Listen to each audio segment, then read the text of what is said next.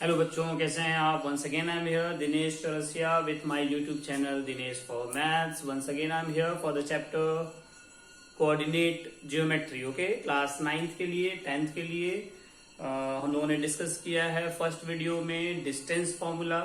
Distance formula से पहले हम लोगों ने ये डिस्कस किया कि किसी भी पॉइंट को कोऑर्डिनेट ज्योमेट्री में कैसे शो करते हैं। कोऑर्डिनेट एक्सिस में फर्स्ट सेकंड थर्ड क्वाड्रेंट, ठीक है, x axis y axis abscissa.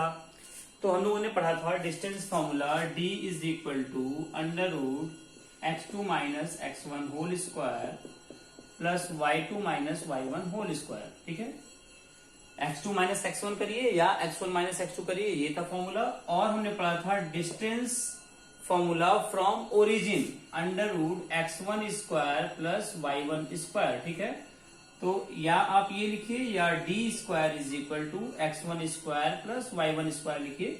ठीक है, मे बी मैं अंडर रूट लगाना भूल गया हूं कहीं, तो थोड़ा ध्यान दीजिएगा।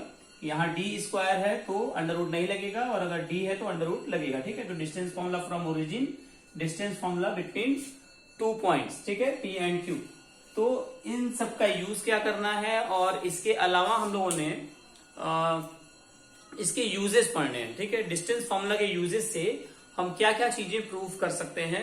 Weather it is a right angle triangle, given points are of a right angle triangle, whether the given points are of a square और ऑफ ए रोम्बस। ठीक है, तो इसका हेल्प लेके हम लोगों को ये प्रूव करना होगा। जरा ध्यान से देखिए, मैंने ऑलरेडी 2 क्वेश्चन लिखे हुए हैं।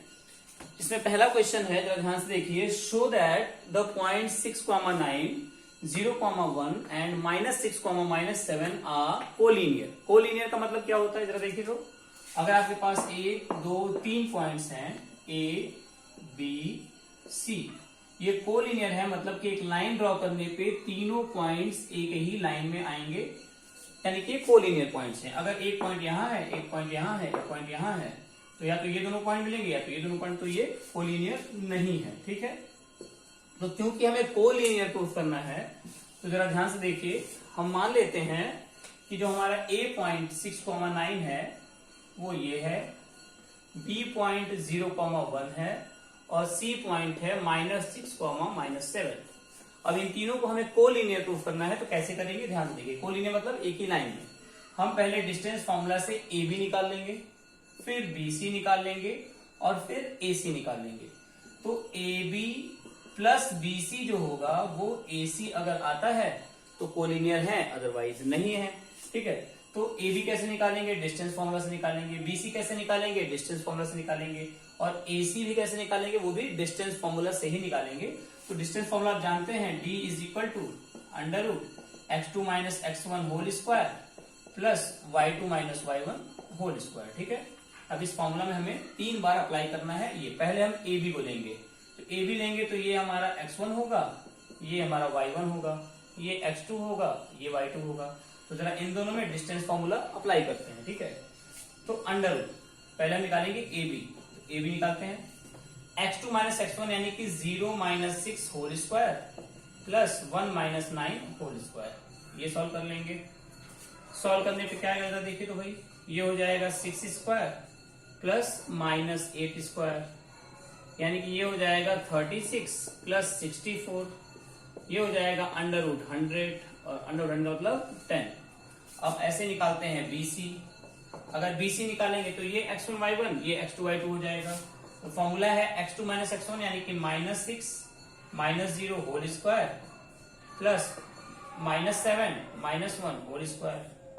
ये हो जाएगा 6 6 36, -7 -1 -8, -8 का स्क्वायर करेंगे तो 64, और ये भी आ जाएगा अंडर रूट 100, यानी कि ये भी आ जाएगा 10 यूनिट्स।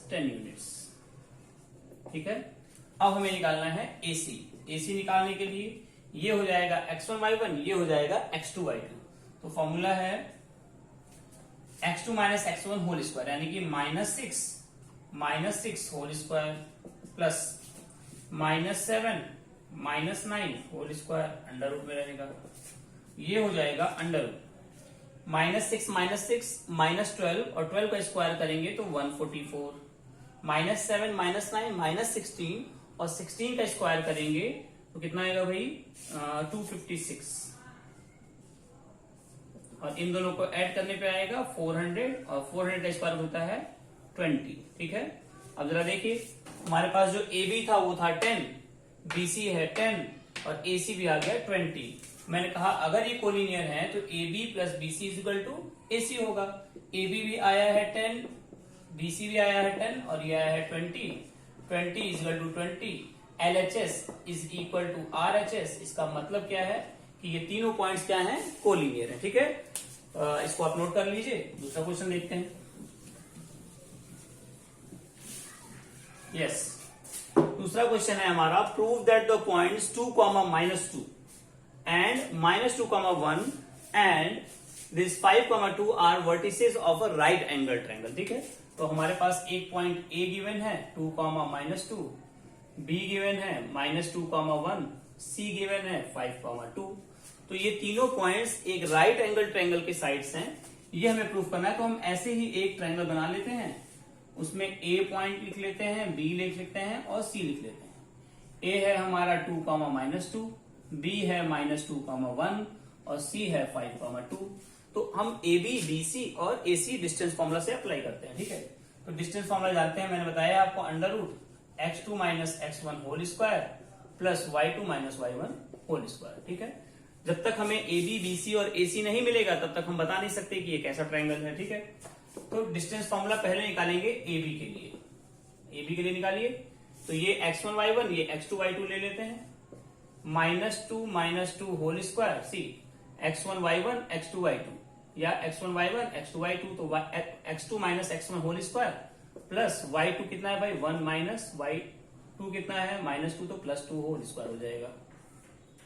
ये हो जाएगा आपका -4 -2 4 4 जा 16 प्लस 3 3 जा 9। ये हो जाएगा √25 यानी कि आ जाएगा 5। ए बी आ गया हमारा 5। अब निकाल लेते हैं बी सी।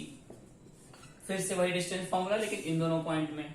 तो 5 + 2 होल स्क्वायर, +2 क्यों, क्योंकि यहाँ माइनस ऑलरेडी था।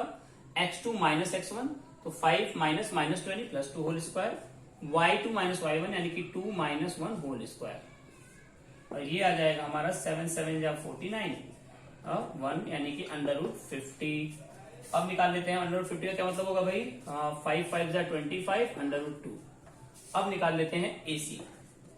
AC क्या हो जाएगा 5 - 2 whole square plus 2 + 2 whole square. और ये हो जाएगा √5 - 2 मतलब 3 3 जा 9, 2 2 जा 4 मतलब 16 और √25 मतलब कि 5। अब जरा ध्यान से देखिए, ये भी आ गया 5, AC भी आ गया 5 और ये आ गया 5 √2। ये फिगर मैंने ऐसे ही बनाया था तो इसलिए आप इसके ऊपर मत जाइए कि साइड कैसे बड़ा छोटा आ गया। अब जरा हम देखते हैं।